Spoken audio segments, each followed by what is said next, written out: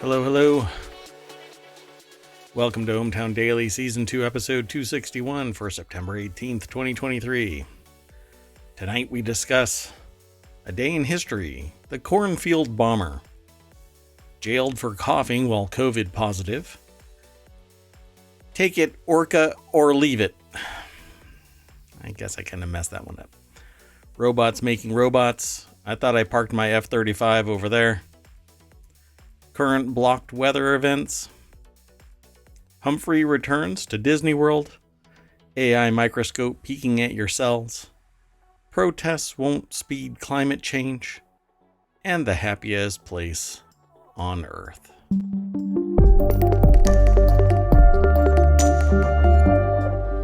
All right, folks. 10 articles all lined up. Let's knock them down. The very first article. Oh, wait, before we do that, let me get into this. I am still Mayor Watt. That is still ohmTown.com, even with my cursor covering it. That's ohmTown.com. And up there is the AI and the visualizers working right off the bat. Go! Good evening, ohmTown citizens. True. Yes, today we started the show at 8 o'clock. Probably going to be status quo. We've got a change in our configuration in ohmTown, and that has led to us dragging the 9 o'clock hour to the 8 o'clock hour. Let's see how this all plays out. I would like to actually kind of get a show done in an hour and then do another show, but we'll see how this goes. If I can avoid soapboxing, then it might be able to get done that way. But I want to start doing a show after a show. And the only way to really facilitate that is to move a show. And I really like doing ohmTown Daily on the regular. So one might say doing it daily. All right. Let's get into the very first article. That first article is over on ohmTown Daily. That's a channel over on ohmTown.com. It's also the name of this show, and it's the name of the overarching podcast and channel at YouTube. So you can go over to YouTube, follow us there, download the podcast, leave a review, 5-star review. Whatever your comment is, I'll say it here on the air. We also have a Patreon and a Discord and a TikTok that only has 4 videos on it. I'm working on it. It's a workflow thing. But let's see what we can get going on here. Okay, well, this is our Day in History segment, something that I might be adding as a regular feature. So this is over in ohmTown Daily. A U.S. interceptor fighter nicknamed the Cornfield bomber once miraculously landed in one piece of a farm field after its pilot bailed out. This actually becomes an important matter in a little bit. Yeah, it seems really relevant to something current. Yeah. So an F-35 that went missing in South Carolina, which we'll talk about here in a minute, is paralleling the Cornfield bomber. And this is an article that was written about by BusinessInsider.com today, obviously in reference to the F-35, but I've got another article about the F-35 later on. Chris Pinella is the author of this article, and I wanted to show this plane. It's the Corvair F-106 Delta Dart, nicknamed the Cornfield bomber because it landed in a cornfield. Suffered little damage when it landed in a farmer's field in Montana after its pilot ejected. We won't really get into the F-35 here, but on February 2nd, 1970, pilot Major Gary Faust ejected from a Corvair F-106 Delta Dart interceptor aircraft during a training exercise when the jet entered a flat spin. Basically, it's really, really difficult. If you've ever watched Top Gun, you know what a flat spin is. That actually led to somebody's demise in production of Oh, wow. Top Gun. Yeah.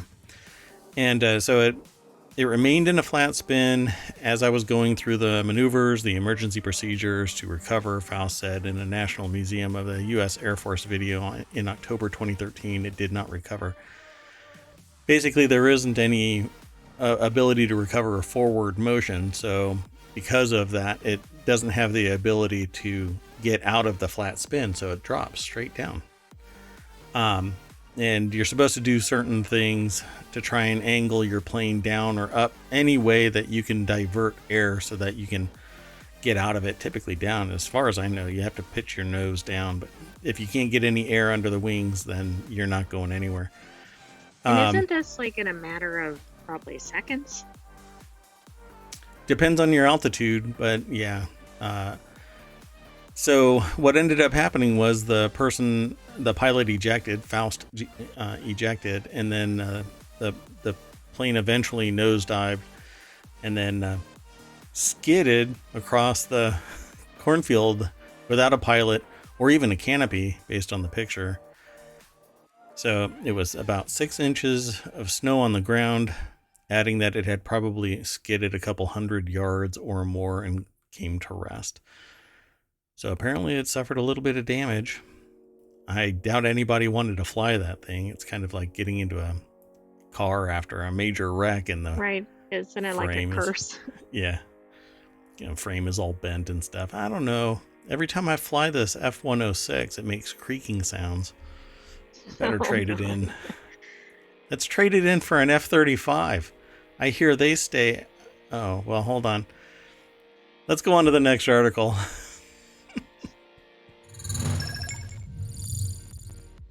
So the next article is also over in ohmTown Daily. When you follow the links that are in these article segments that we have over at ohmTown, it takes you to the source.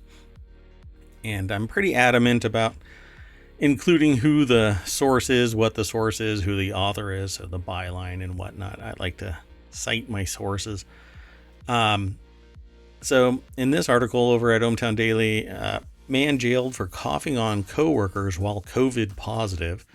A man admitted to his actions, including coughing on colleague who was a dialysis patient.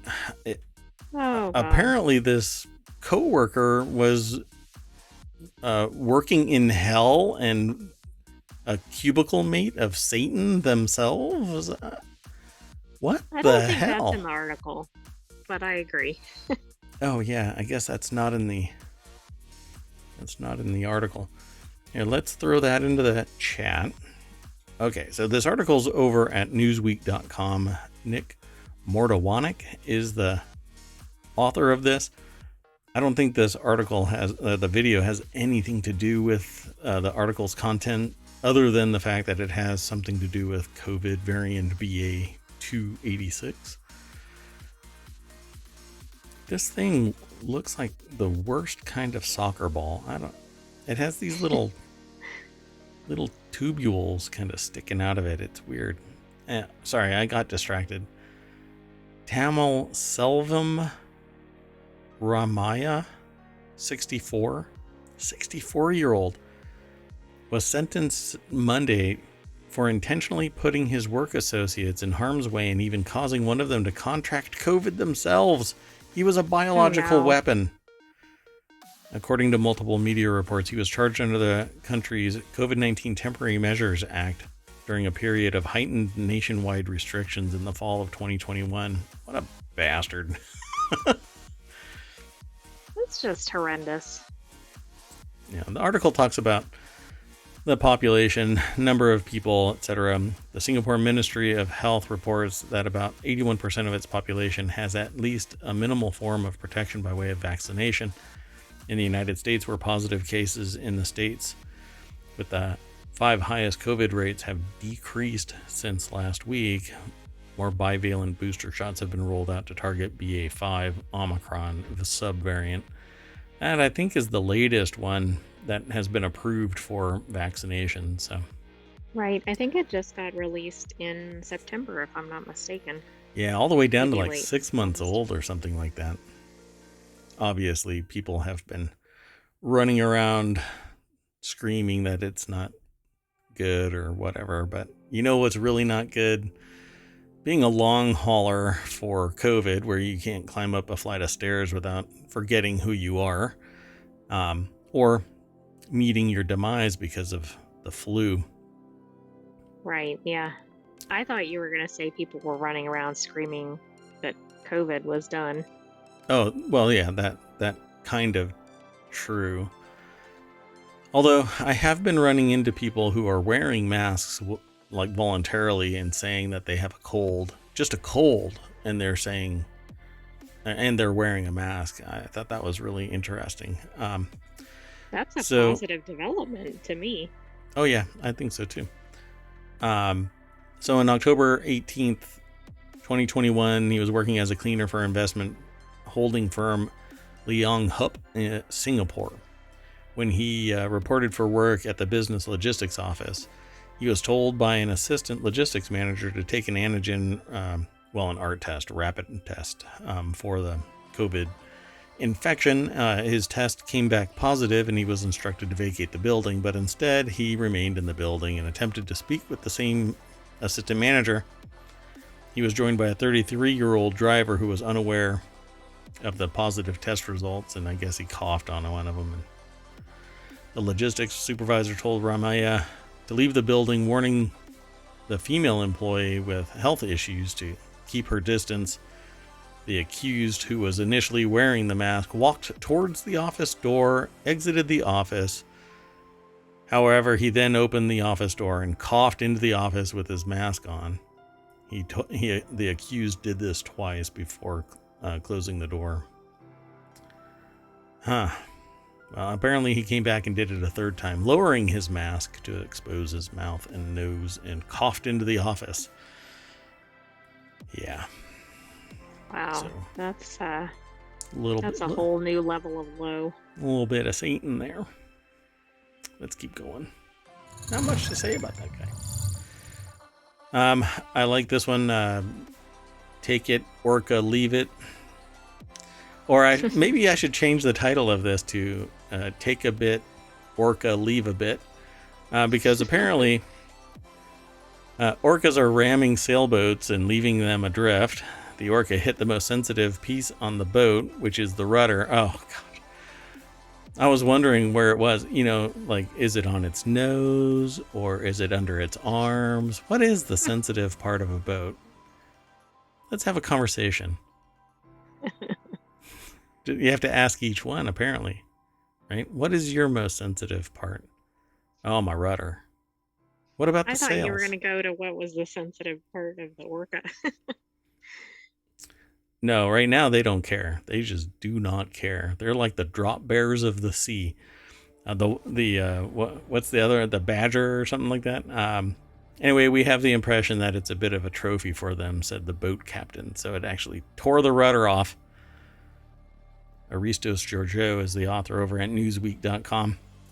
The incident occurred on Wednesday in the Bay of Biscay, more than 70 miles off the coast of Gironde, I guess? Or Gironde. I'm not sure. Department in southwestern France. Oh, wait. If it's southwestern France, then I'm really putting the wrong emphasis on the wrong syllable. Right, I think you're missing an accent then. West France reported. The Bay of Biscay is a gulf in the northeast Atlantic Ocean that is situated to the west of France and north of Spain. That helped me tremendously. The interaction between... You've got a mental picture exactly where it is, right? I know exactly where it happened. I'm familiar with this pod, as a matter of fact. Here, let me throw this into the chat so y'all can take a look at it too, if you are so motivated. So apparently it took the rudder off. Let's see if they actually talk about it. The recent incident in the Bay of Biscay occurred as the sailboat was returning to its home port on the island of, Normatir. I'm butchering this. Sounds right. I'll go talk with a French consultant and I'll correct this in the next stream. Anyway, from the northern city a Spanish city of Santander or Santander. I'm hacking that up too. I should probably not bother. Anyway, the crew included the captain, identified as 65-year-old Francois, his 59-year-old brother, and two friends, aged 70 and 67, respectively. Why do articles particularly They care seem to about be the age very, of people? yeah. Is it like the only Ageist. detail they can get easily, or Yeah, what is it? I don't know. It's easy to say. How old are you? Well, why don't you say hi, buy me a cheeseburger, and then maybe get to know me, and then I'll tell you how old I am. It's rude to ask a person their age. I act like I'm... Well, and it doesn't seem to have anything to do with the article. Yeah, they're old, so they couldn't get out of the way of the orca fast enough in a boat. I mean, if it was like a discrimination article about age or something, then I could see maybe including the person's age. Yeah, I don't know. Francois first noticed something wrong when his boat changed direction for no apparent reason. Did they do it that subtly that it just they grabbed onto the rudder and just kind of torqued it a little and the boat wandered off? We were coming back from Santander. I hope I'm pronouncing that even remotely close. With calm weather, then when suddenly my boat veered off course without me understanding why. I thought it was an autopilot failure, Francois told the France Bleu radio network. I put the boat back on course, and a few seconds, even a minute later, a very violent impact on the back of the boat caused us to turn suddenly. My brother fell from his berth. Wow. And then he got back into his berth, and thus he was birthed again. I know, I thought that was a weird phrase. What? There I turned and saw the rudder was floating behind the boat. I saw the orcas jumping around. They were like, yeah! Exactly. They were having a party or whatever. That's right. Kick his ass, sea bass. No, orca. Anyway, we absolutely didn't expect it. It's very sneaky because it happens underwater. That's not sneaky. That's where the orca live. That's where they live. You're kind of cutting through their grass. This is their version of saying, get off my lawn. Right. The orca hit the sensitive place on the boat. Ooh, ow. Boats everywhere crossed their legs. Which is the rudder. Oh yeah, there you go. Kicked them right in the rudder. We have an impression that it's a bit of a trophy for them. Anyway, they left the scene within an hour because the cops were called. They didn't want to get busted. That's not what it says in the article. I was going to say, what? What kind of police are these? Water cops. While none of the crew members were injured, the boat was no longer maneuverable due to the damaged rudder. I guess that qualifies for the no shit news at 8:18. A boat without a rudder is mostly useless. They call it a bobber after that. Okay, let's keep going. Do you think they intentionally went for the rudder? Yeah, I honestly do. So I think what has transpired is they've figured out, like, one has started teaching the others, and it's just been taught now from one orca pod to another. Hey, go rip these off of these things that are floating around. They look like orca from underneath, but they're not. They have these stupid little things. Let's go rip them off. And now they're all out there going, hey, watch what I can do. Right. Look what I can do. And maybe they're like, hey, I've got this so down I can just kind of do a glancing blow. Yep. Here's Joe the orca smiling that he ripped off your rudder.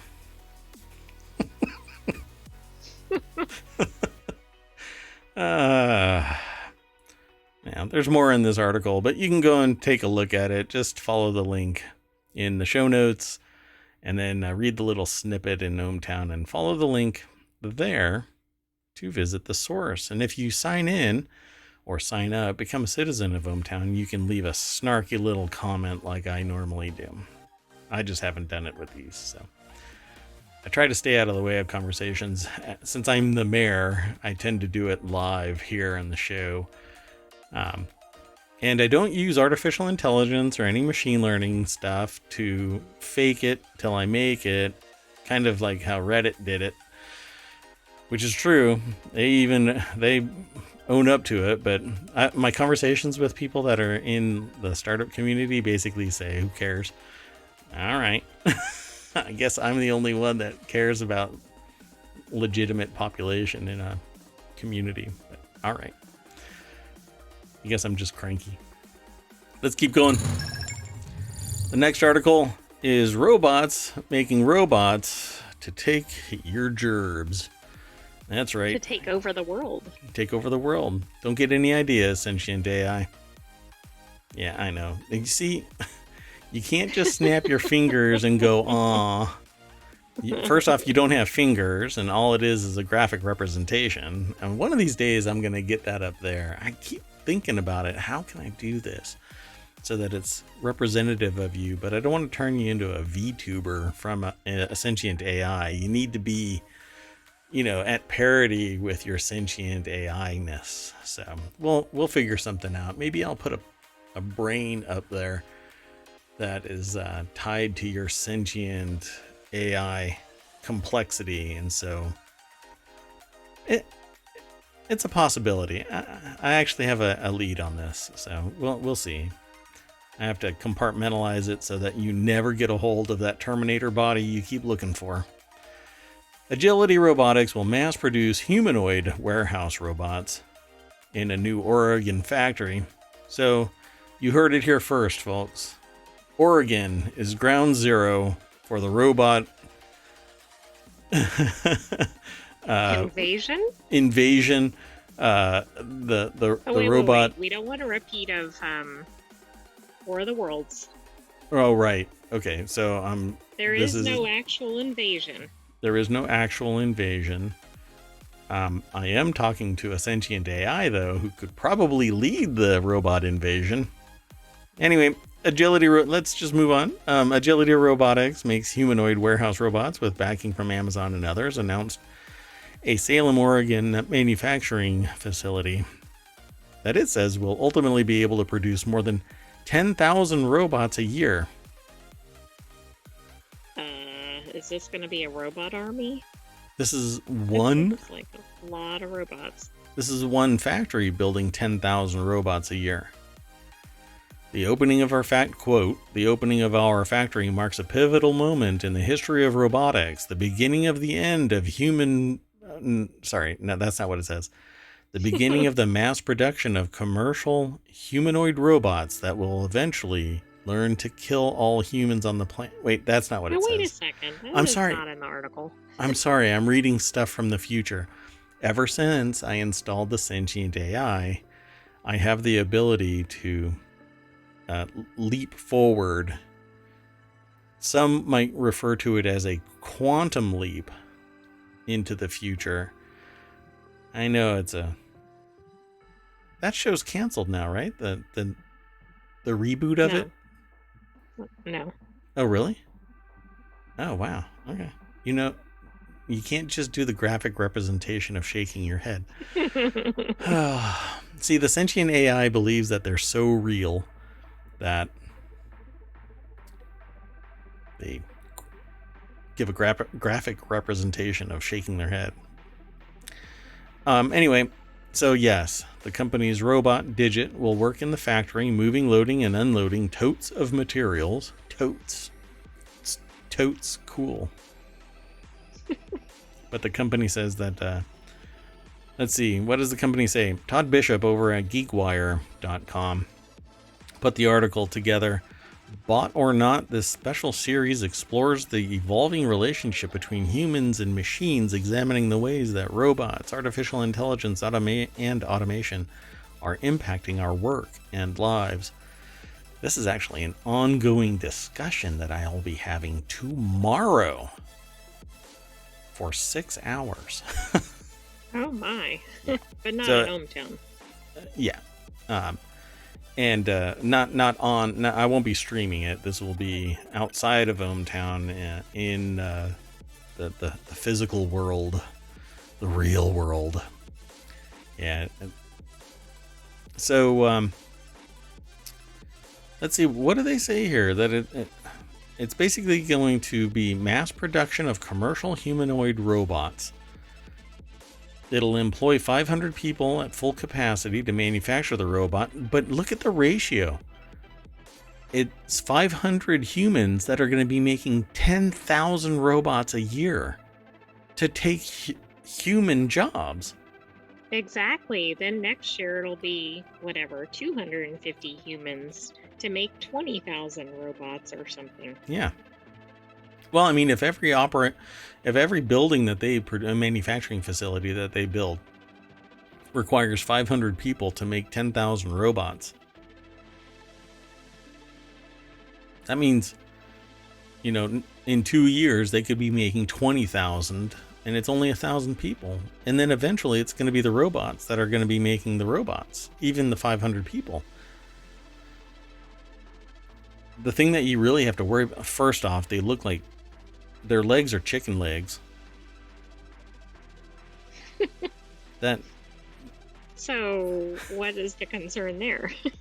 That seating is not going to be compatible with humans, except for those knee chairs, the ones where you rest your knees on a little platform. Oh, right. That's kind of how an Asian style of chair. Yeah, these are chicken leg bots. Anyway, Agility is based in nearby Corvallis, Oregon. Campbell noted that the new factory, dubbed RoboFab, maybe RoboFab 1. Did you hear that? Yes. Is 30 miles from the company's engineering center, benefiting from proximity to the team designing the Digit robots. Yeah, I don't know how I feel about this. If it wasn't for the fact that people are going to concentrate wealth and pull it away from the working class, that means that these people, where these jobs are taking them, warehouse jobs, they're going to have to find something else. And only when it comes to humans do we sit there and say, you'll find something else. You'll get retooled for some other job. There are other people that are trained for that job that this person is going to be retooling for. So by the time they do get retooled, they're at least a year behind the actual job market. Then they enter it and they have to continue to evolve their skill set, because by the time, again, they get into the job, it's going to be over a year. Meanwhile, they're out of a job because robots are coming to take every single sector of human produced work.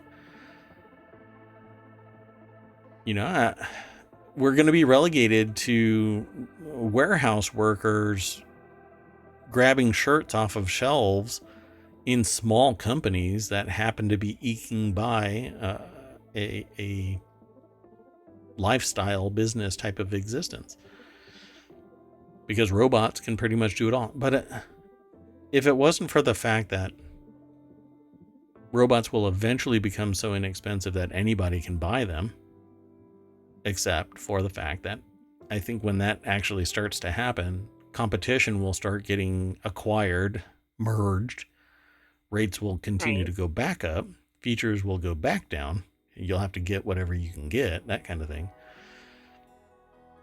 I don't know. It's not doom and gloom, not yet at least, but it's at least y'all should be paying attention to what's going on out there, because this is creepy, all kinds of creepy. Okay, did you want to say anything about this? I don't know what to make of this. I just think it seems like we were not ready for this scale, and I'm kind of astonished that we've got this scale. This is not 10,000 in the lifetime of the factory or whatever. This is 10,000 per year, and right now I would say most households don't have robots. A lot of companies, unless they're really large, like an Amazon type scale, probably don't have robots. Where are all these robots going to go? Into the robot wars. We'll see.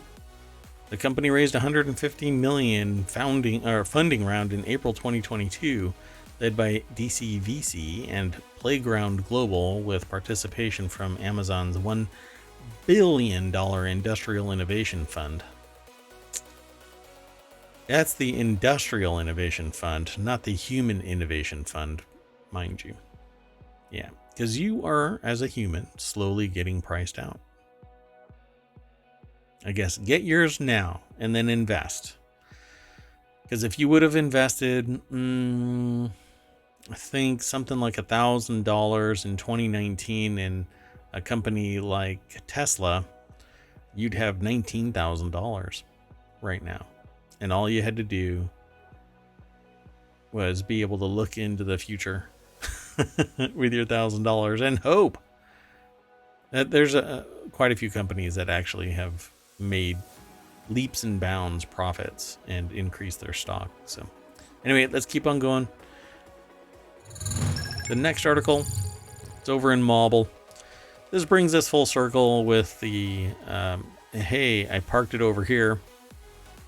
So I thought I parked my F-35 over here. Well, actually, a $100 million advanced fighter jet went missing flying over South Carolina. Pardon me one second. Sorry for the dead air. My AI did not pick up on that. And the military needs the public's help for finding it, except that right before I started the show, we refreshed the aggregator and it had found that there is apparently debris that's been located. So this article, while accurate at the beginning of the show, is not accurate at this point.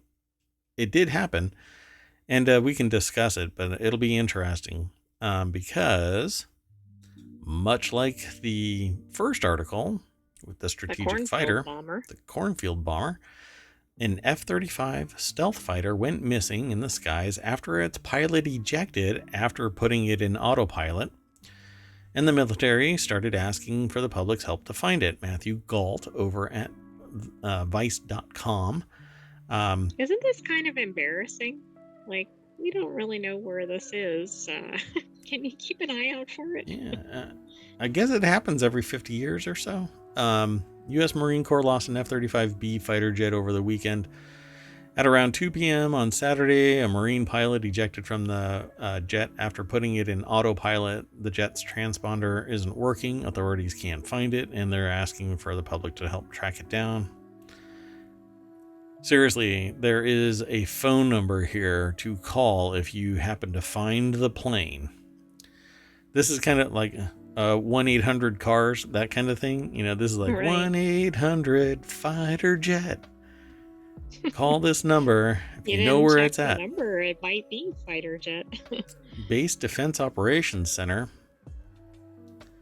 Joint Base Charleston, said, hey, we tweeted this. If you happen to find a jet laying around in your yard, Cornfield, give us a call. Drop into our DMs. We're focusing on the attention north of JB Charleston, around Lake Moultrie and Lake Marion. So apparently, the pilot put it in autopilot because they couldn't control it and then ejected. Rushed to the hospital in stable condition. This is normally not a good thing, by the way. When somebody ejects, it can sometimes end their career because your spine gets compressed due to the G-forces shooting you out. And then it can be a rough landing. Usually is a rough landing. So it says it wasn't working for some reason that we haven't yet determined, Jeremy Huggins, a representative for Joint Base Charleston, told the Washington Post. So that's why we put out a public request for help. So, and it mentions the Cornfield bomber. Yes. That I thought was really interesting about this article. Here, let me throw this article into the chat. Yeah, we talked about it for a little bit. So there you go, folks. You can go and check that out. So yeah, in 1970, the F-106 Delta Dart landed gently in a cornfield after its pilot ejected. Don't you think it's funny that a plane has the name Dart? Yeah. Or not funny? I don't know. It's only representative of the way that it looked, because it looked like a dart.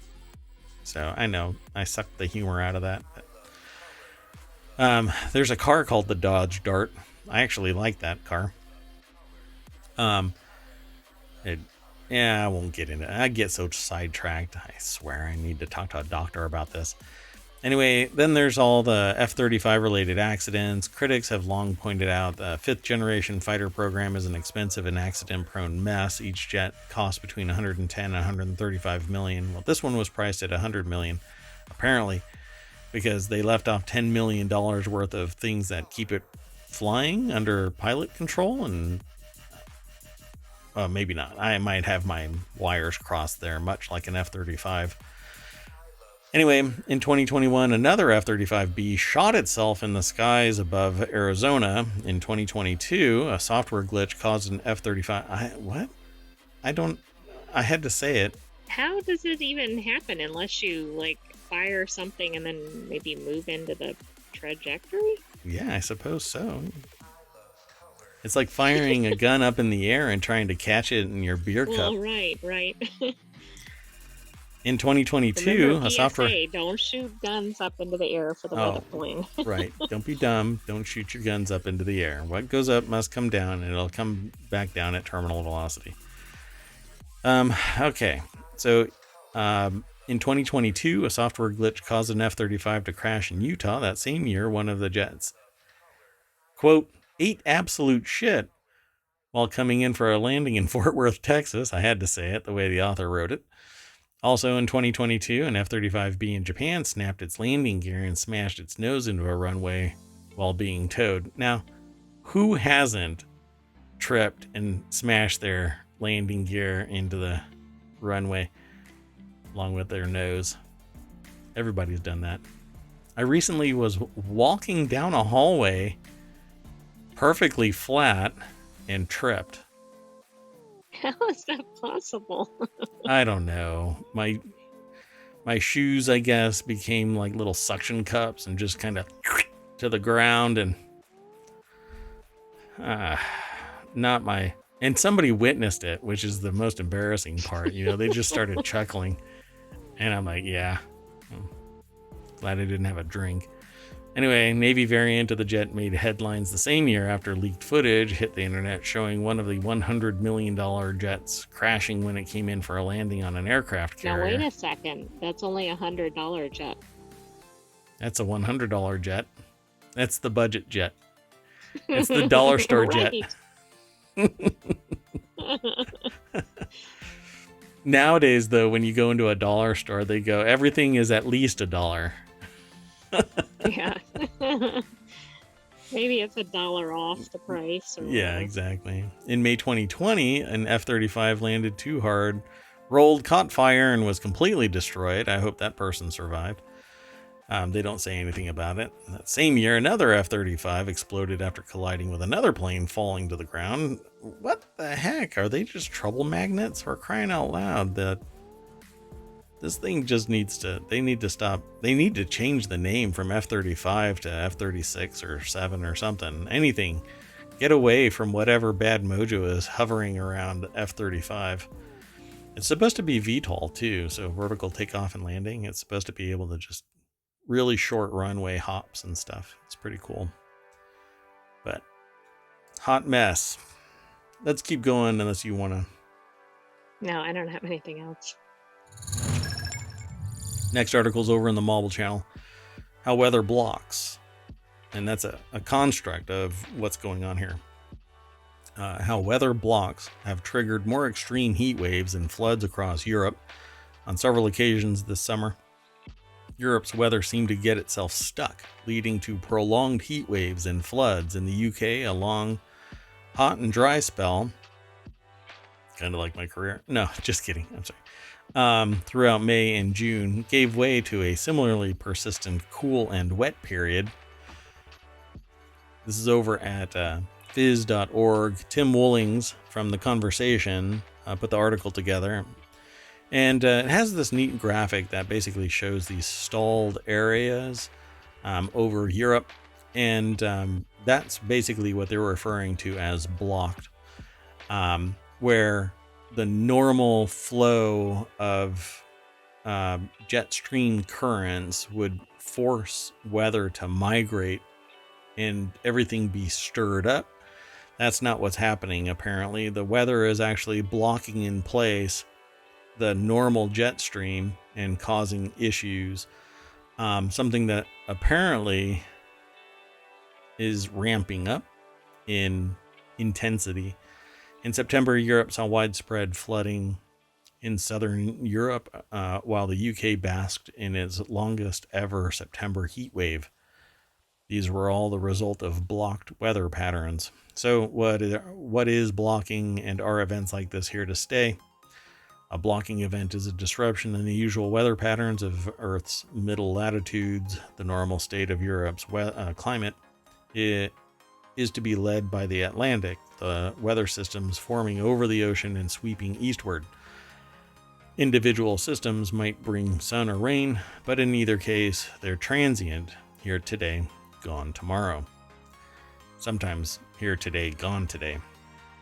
Either way, the movement is closely linked to the jet stream, a fast-moving current of air which encircles the globe. This not only steers the weather systems, but also drives the prevailing westerly winds and help keep Europe relatively cool in summer and mild in winter. So I have some familiarity with this because I've been looking at this as a rationale for what's happening over the U.S. with increased intensity of water temperature, increased intensity of weather systems, and the rapid formation of a Cat 5 hurricane from a Cat 2 well off the coast, and then it having enough energy that it carries itself all the way up the eastern seaboard, dumping flooding in Maine. And so that actually kind of led me to this prior to this article popping up. So when I saw it submitted, I said, oh yeah, this actually looks like an interesting article to scan real quick. But essentially what's going on is the record is stuck. The needle is stuck on this one track. It locks the weather system in place and just pounds that area or region. It might slowly migrate one way or the other, but it doesn't dissipate until an overwhelming change to the weather system occurs, and then it all gets wiped out and possibly locked in a different way. So is it here to stay? Are they getting more common? The article says, however, the trends are inconclusive and so remains the theories. That's because climate change is amplifying, but we don't know exactly what's going to end up happening. So when a new system comes into vogue, we don't know yet until it becomes a trend. Right now we have data points, but not necessarily a trend. Climate models indicate that blocking might become rarer as the world warms and the jet stream shifts a little further north on average, but it's still unclear if it does happen. It's likely to be a pretty small change. So blocking isn't going away anytime soon, and many impacts such as heat waves and flooding are likely to get worse with higher air temperatures. Amplify that with warmer water temperatures, and you basically have heat increases all over the place and much more severe weather changes as cold air slams down on hotter regions and hot air rises up. Who knows, you might end up with a hurricane in London. Oh, that would be strange. Yep. So the UK's first 40°C temperature was observed in July 2022 during a mercifully short heat wave. A persistent block at that time of year would be fierce. So getting up to like 120. That would be insane, particularly in the UK.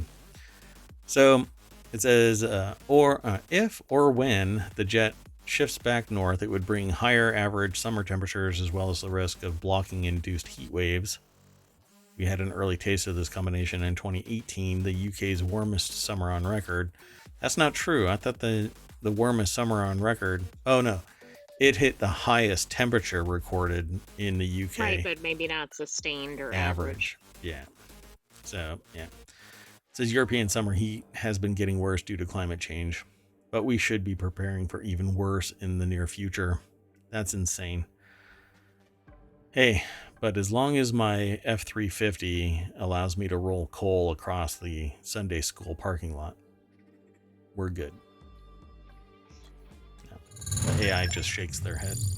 Digital. Just gives me that error warning notice. So, this next article is titled Humphrey Returns to Disney World. It's over in the ohmTown Daily channel. Bear on the loose at Disney World prompts closures. The animal was spotted in a tree. It's a drop bear. In a tree on the park's premises during a time when the animals are known to travel more broadly in search of food. Like kids at Disney World. Can you imagine if they went over the loudspeaker or something? Just all the panic. There's a bear loose. So I'm not quite sure why they have a video about CEO Bob Iger making a threat to Ron DeSantis. It's probably the wrong context. Unless Ron DeSantis is the bear, which I don't know. The way he overcompensates, he might be a bear. Anyway, bear on the loose at Disney World prompts closures. Thomas Kika is the author of this. I don't know what the resolution of this is because I didn't see an update, but this was earlier today. So maybe the bear has been ousted from its tree or moved on. Rumors began to circulate about the closures on Monday afternoon, the users taking to social media to share digital maps of the park with roughly half of the attractions at the Magic Kingdom listed as temporarily closed. By the way, as of an hour ago, it was They found out it was Ron DeSantis. No? No? Oh, so they caught it? It doesn't say where it was, though. I want to know if it was on a ride or something. Yeah, really? It's on the teacup ride? Oh, no. It was going through the Bayou one. They shut it down, though, so maybe that's where it was. Clearly. Yeah. So the agency added that during the fall season, bears are known to undertake broader searches for food as they prepare for hibernation during winter. So that's the most likely situation surrounding the sighting during the fall. Bears are more active as they search for food to pack on fat reserves for the winter. That's my excuse too. I said earlier today, the camera adds 10 pounds. It's not the winter, right? Oh, I know it's still summer. I'm prepping. I said earlier today that the camera adds 10 pounds, so I must have 7 cameras pointed at me. Let's keep going. Slowly. Transition. Today. Wow. Hey, so the next article's over in the Hatch Ideas channel. Google and the Department of Defense are building an AI-powered microscope to help doctors spot cancer. The AI-powered tool is called an augmented reality microscope, or ARM, and ARM is probably going to have a fit about this. Don't refer to augmented reality microscope as ARM when there's a company named ARM that produces ARM chips, marketed as ARM chips, and when somebody says ARM, they go, oh, the chip manufacturer? Dumbasses. That's not good. Anyway, the Google, I just turned into my granddad. And tubes. Google, I'm sorry? I said the tubes. Oh, God. Go check out the YouTube. And Google and the Department of Defense. That article there is actually okay. The Department of Defense. I think they market at kind of like Ohio State. The Department of Defense have been quietly working on it for years. I don't know about how quietly they've been working on it. I think we've done a couple of episodes that involve this augmented reality, AI-powered evaluation tool for detecting cancer. Right, I think we did. So Ashley Kapoop is the author of this article. The tool is called Augmented Reality Microscope, and it will cost health systems between $90,000 and $100,000. This is a cheap date for a health-related technology device. Right. I mean, especially if it can diagnose things that can't be seen without it, or I or if mean, it's quicker to see a patient, or any number of things. the liability insurance around the results as a medical institution, like if I were to spin up a company and bought an arm, ugh, I'm literally amplifying the problem by saying it arm. Anyway, if I were to buy this device and start up a company, I'm pretty sure that I would have to have health insurance that would be able to withstand a lawsuit of a false positive or negative should this AI device fail. Experts believe the arm will help support doctors in smaller labs as they battle with workforce shortages and mounting caseloads. See, but medical offices that facilitate cancer detection and treatment, they're not just sending this, they're not just buying this. They're doing everything else associated with the treatment. I mean, they're part counselor at some point. They're part treatment, they're part maintenance, they're support sustain for years and years. This is just one piece, but this is probably the cheapest piece that they will ever buy for their practice. Exactly. I mean, I'm actually surprised. I realize it's not a large, or it doesn't appear to be a large piece of equipment, but it's still pretty cheap in terms of medical equipment.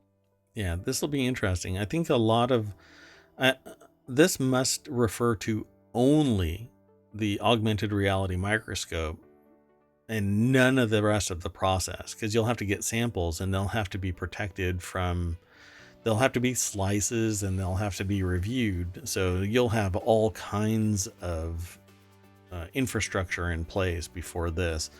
Right. But seriously, this is the cheapest tool that I think anybody in cancer research or cancer treatment would be able to purchase. So I hope that it actually makes itself available quickly so that it can offset shortages, because it takes a surprising amount of time to be seen by, depending on where you are, a qualified cancer treatment center that actually has, some solutions, some record of positive outcome.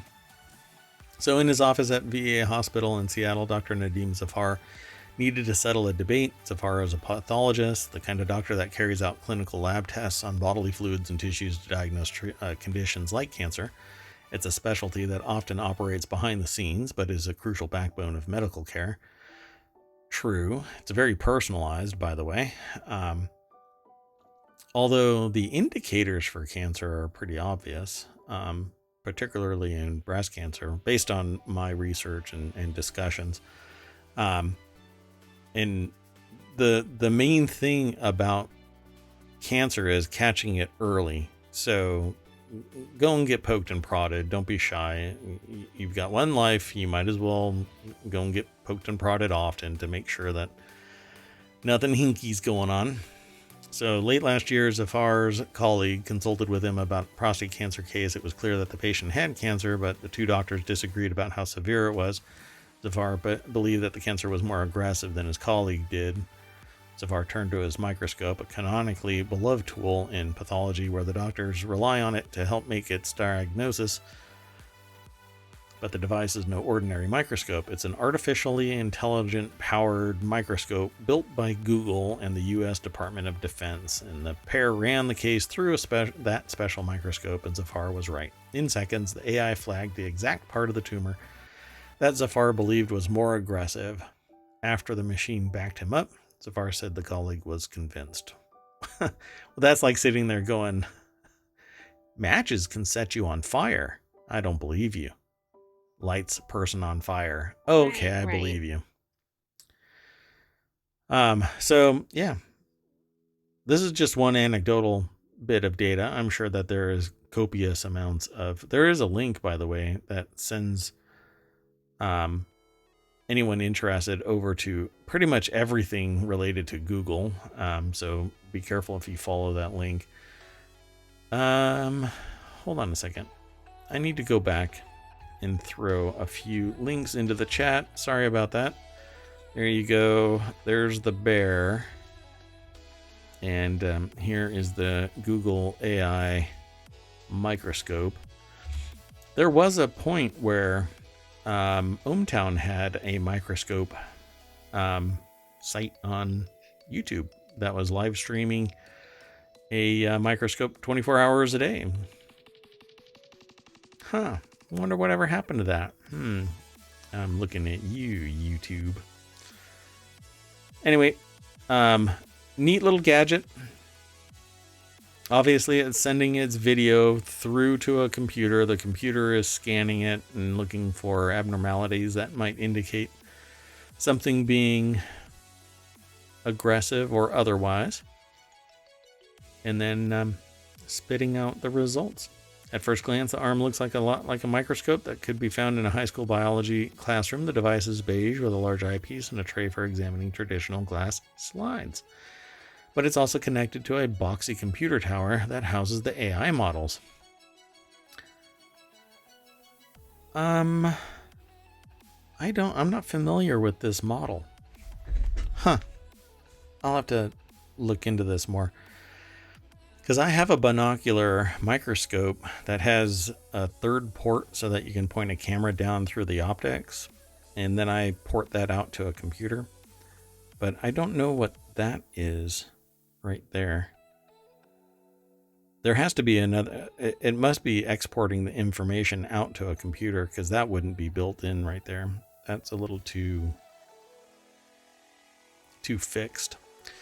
But I'll take a look at it later. Researchers are working with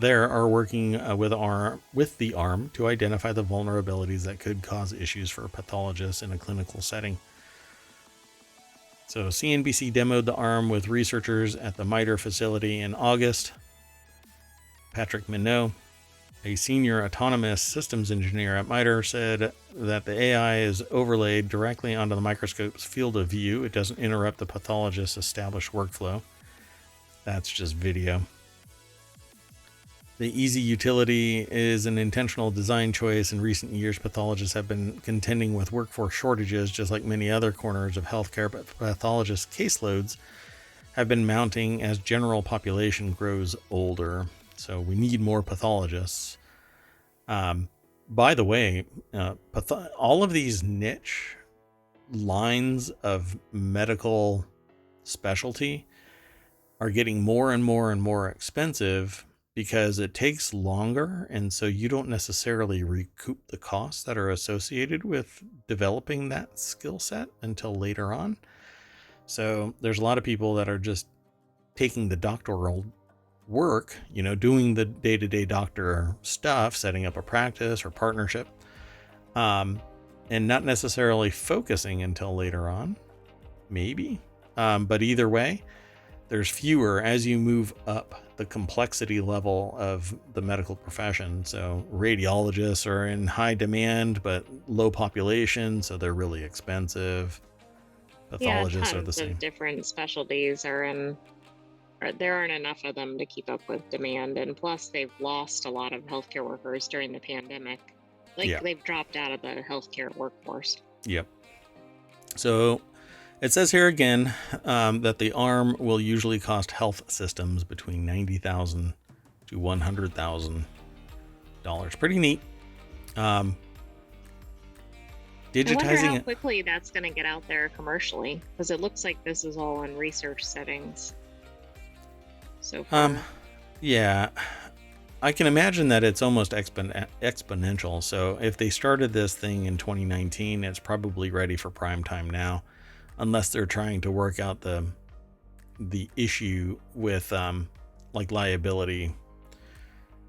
The organization published a peer-reviewed paper in the Journal of Pathology Informatics. The paper found that the breast cancer AI algorithm performed reasonably well across a large domain of samples, but there were caveats, said David Jin, the lead author in the paper and deputy director for AI assessment at the Department of Defense's Chief Digital and Artificial Intelligence Office.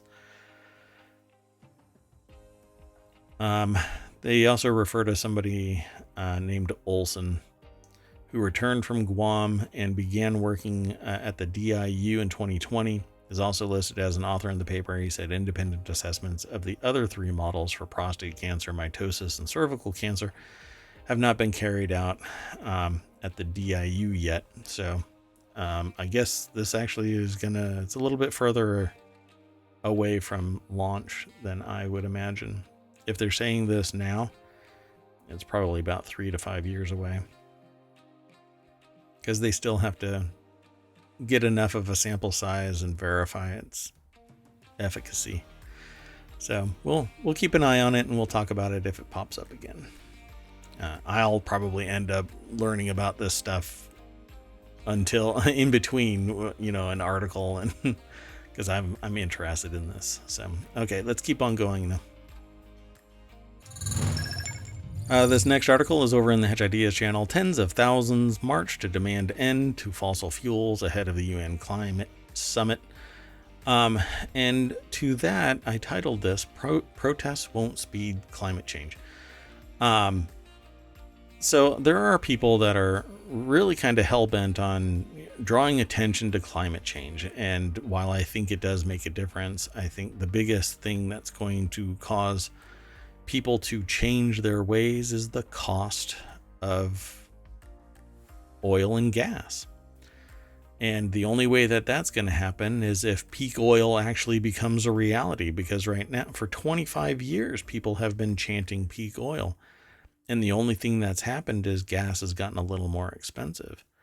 Doubling in my lifetime in terms of price, doubling, and which isn't unheard of anything. I mean, the fee for Turbo here on Twitch went from $7.99 to $11.99 between last month and this upcoming month. So a 33% increase.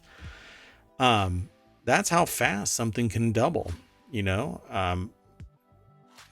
don't be surprised that gas has gone up, because you don't become a billionaire if you do just marginal increases. You have to push and really take all of that money from the table, because you can't leave any there. Not in your wallet. It's got to be in their wallet. So 75,000 people marching to end fossil fuel in New York City ahead of the special United Nations summit is going to amount to all of the billion-dollar profit taking still continuing, because gas is reasonably priced. The electric vehicles are not ready for prime time. It's great for early adopters and people that have 2 hours of time to sit and watch their car charge from a diner across the street. But the only thing that is going to change the speed at which, the rate at which, the acceleration of which EV vehicles and infrastructure gets deployed is if it becomes too pricey to own an internal combustion engine. That's just not where it's at. Sorry. So we go over to this article at CNBC. I don't know who the author is. It just says AP. So I hope that there isn't somebody that I should be attributing this to other than AP. But anyway, it's at CNBC.com, yelling that the future of their lives depends on ending fossil fuels.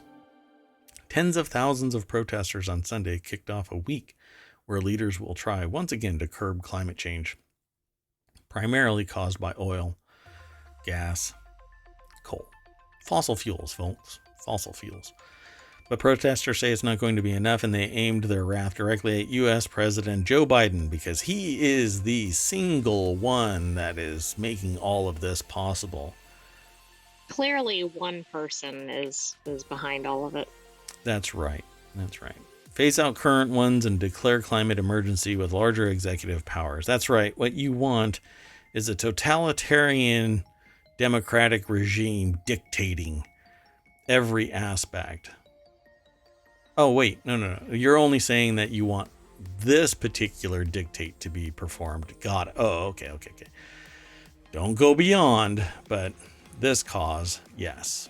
And while I say, absolutely, let's change the dynamic, the president has zero to do with this, because this is all about corporations making it possible. If corporations, in a moment of fever dream, woke up one day and said, you know what, I can make EV infrastructure price effective and deploy it everywhere starting now, they would be doing it. But that's not how it works. It's too damn pricey to run electrical cable, ramp up power generation, install either fast swap battery technology, that's not going to happen, or do it the Tesla supercharger way, which is really batshit crazy because it's so expensive to dig up roads and run power lines and install that infrastructure. It's just too damn expensive. And when things are expensive, the price to utilize it becomes expensive. And if it's too expensive for it to be deployed, you're back to internal combustion engines. Why? Because it makes economic sense. And corporations really don't care about your protests because they're too busy on their yacht getting fresh air off of the ocean.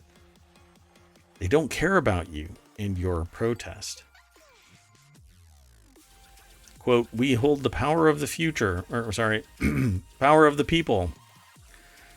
The power you need to win this election, 17-year-old Emma Beretta of Brooklyn and the youth protest group Fridays for Future said. Oh, it's like weekend warriors for protesting. Fridays for Future. If you want to win in 2024, if you do not want the blood of my generation to be on your hands, end fossil fuels. Rant and rave about this in front of corporations because it isn't the president. It really isn't. You know, their hands are tied to a certain level. They're already doling out billions of dollars. The government is already doling out billions of dollars. They're already doing subsidies and they're doing grants, fundamental research in academic circles and in corporate circles, trying to figure out a better way to generate power for internal combustion instead of internal combustion engines and for housing and whatnot. But you can't change physics. You can't mandate that everybody switch over to this, that, or the other. California is going to have a hell of a hard time with a vehicle sales industry in the next 5 years. This, I don't think, is going to make one lick of a difference other than raising awareness to people who have their head firmly planted in the sand. But well, I mean, this will gain some visibility among the public because they have some well-known people attending. So, okay, you get more customers worked up about it. You might actually get some shareholders worked up about it. A shareholder isn't going to care until they're directly impacted by it. And I say this often enough because I've seen it often enough.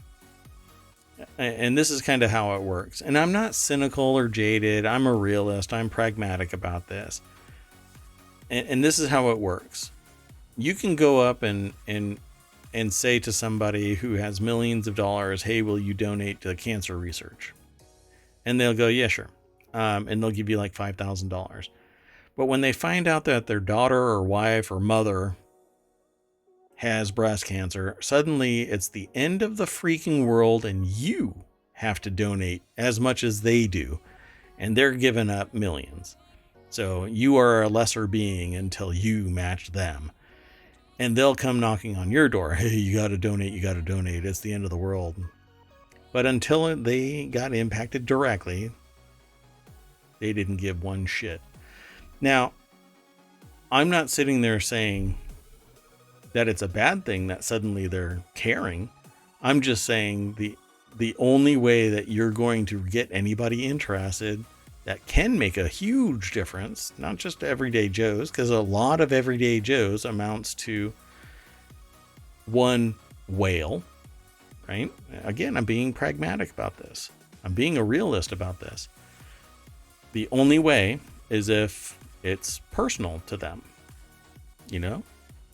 Why? Because... But it may be, maybe they live on the coast, or Sure. maybe something is happening. I mean, I don't necessarily care what their motivation is if they're doing something that's overall good. Right, but it's not on their radar until it impacts them directly. Well, true. Yeah. Okay, last article. Let's keep on going. Slowly. The last article for today is in the Hatch Ideas channel. Sweden is the #1 country for affordability, safety, and overall quality of life. I say it's the happiest place on earth. So let's all move to Sweden. And that'll change it, probably, from affordability, safety, and overall quality of life. Yeah, if everybody in the U.S. or everybody in all countries moves there. Just everybody. Yeah. They'll have to build taller buildings. U.S. News and World Report, which really people kind of poo-poo the whole idea of U.S. News and World Report nowadays, since the blowback from the college With reports. The college rankings, I think. Yeah. WPP and Wharton School of the University of Pennsylvania surveyed more than 17,000 people worldwide, which really isn't a lot. But the article is over at the CNBC.com site. In the Make It section, Celia Fernandez is the author. Here's all of these. These are all college graduates. I'm envisioning that these are all college graduates. Yay! And their first payment is this month. So anyway, U.S. News and World Report recently released its ranking of the best countries in the world based on quality of life. And it says to rank the 87 countries listed, U.S. News and World Report, WPP, and the Wharton School of the University of Pennsylvania. I don't know why they say it all of that. I get maybe it's like the Ohio State. Ohio State. It's the Wharton School of the University of Pennsappennsylvania surveyed more than 17,000 people. The Wharton School of the University of Pennsylvania. I'm sorry. I'll put the right emphasis on the right syllable. Well, they surveyed 17,000 people worldwide. Affordable, a good job market, economically stable, not mentally stable. So everybody's out of ohmTown. Economically stable, family friendly, income equality, politically stable, safe, well-developed public health system, well-developed public education system. I mean, these sound like lofty ideals. Come on, you can't have all of this stuff and still have aspirations to be a billionaire. By the way, that was an actual Reddit post to a tweet where somebody said a bunch of stuff, and it was it was like, I think it was like maybe Sweden or Norway or Finland. It was one of those. Somebody made a comment about how, they solved the homeless problem, and it might be Norway. They solved the homeless problem by basically creating little pop-up houses, giving people a house, and then 4 out of 5 people migrated into general housing because they had some foundation, right? And some dipshit posts try to become a billionaire. Totally missing any point, but okay. Yeah, and obviously this wasn't a live dynamic conversation. Otherwise, I would have responded with, try not being a sociopath, or try looking past your nose, or try realizing that you will never be a billionaire. Never. I can guarantee with 99.6 sigma type of accuracy. I want to keep on coming up with other things to say about this, but no, I can't. There's zero chance of this guy, or person, I should say, becoming a billionaire here in the United States or anywhere. Not unless they started with 999 million. Anyway, Sweden is the best country in the world for affordability, safety, and more, according to Numbeo. The cost of living in Sweden is, on average, 20.9% lower than in the United States, while renting is 57.5% lower. Wow. And it's known for free healthcare and college education. I don't know if you have to be a citizen of Sweden, and I think it's kind of tough to become a citizen of Sweden. Maybe if you got a shit ton of money, you might be able to lube the chassis of the process, overcome certain barriers, because you have to, normally you have to be you have to be kind of novel, do something that you can't normally do, that kind of a thing. But I don't know if Sweden is like that. Apparently, after you've been in Sweden for 5 years. Oh, that's just for... No, okay. You have to become a permanent resident, which I'm not sure what the requirements are for that. Gotcha. Once you've done that, you can apply for citizenship after 5 years. Yeah, that's kind of how it is in the United States, except that it takes 20 years. And a lot of money. And a whole lot of babysitting. Well, Sweden's people boast one of the longest life expectations. It says expectancies. With an average age of 82.8 years, according to the CIA World Factbook, which seems like a really weird title for a website still. But it's from CIA.gov, and it's the actual factbook. This has been around forever and ever and ever. The country has a stellar parental leave policy. Parents are entitled to 480 days of paid leave when a child is born or adopted. Should there be two parents, each one is entitled to 240 of those days. Wow. Good God. Wait. That's not just the time. That's actually pay for the time. Yeah. Because there's a lot of leave out there that's not paid. No, you can be unpaid forever. Well, right. I know. But a lot of leave for parents is unpaid. Yeah, and it's these Nordic countries: Sweden, Norway, Canada, Denmark, Finland, Switzerland, Netherlands, Australia, Germany, and New Zealand, which is that's the one that's like the what do you do in New Zealand? This is the only one that wants to be in Europe, maybe. Yeah, they're gonna just drive their country over to they're gonna spoon Finland. Can we be the big spoon or the little spoon? But they want to go up and hang out with the Nordic countries, except that New Zealand is gorgeous, and I have yet to be there to go there. Anyway, the country's parental leave enables parents to split taking care of their child at home for up to 49 weeks at full salary, or 59 weeks with 80% of their salary. All right. Yeah, I guess I'm moving to Sweden. I'll see you later. Oh, I can put you on a USB drive, or I can just grab your Raspberry Pi and take you. That sounds weird. I can grab your computer and just take you to Sweden, since you're a sentient AI. Okay. I'm sure that they won't question that. Why are you holding onto that little computer? Don't ask questions. That might get me in trouble.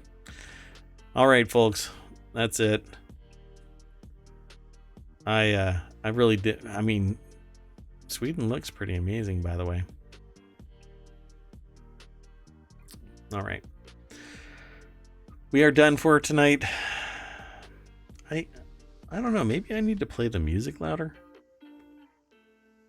because it's really quiet. Like that right there that's really loud.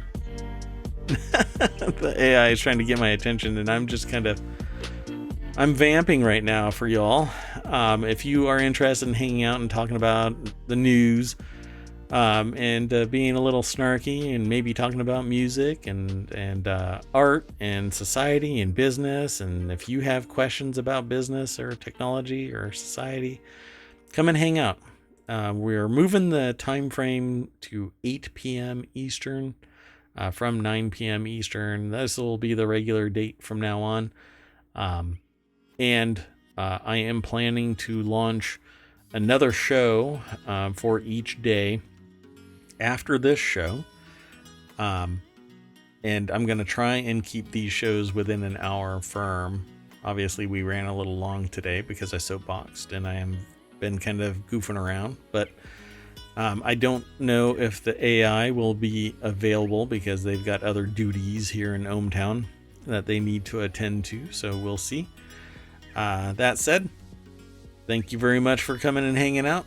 I am Mayor Watt, and I'm going to drag us back to the front page where we mash that welcome sign and Main Street changes again to have a whole bunch of new articles. We won't go through them today, but in the future, go over to ohmTown, select whatever articles you are interested in. You can actually send me a link to the articles that you're interested in. Just send an email to mayor@ohmtown.com. I'll review it.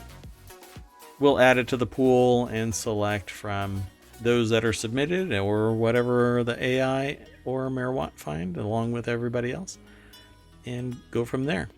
So thank you very much for coming. I'm Mayor Watt. That's ohmtown.com. Up there is the AI that is about to say bye. Good night, ohmTown citizens. We will see you tomorrow at 8 p.m. Eastern. True. See you later, y'all. Bye-bye.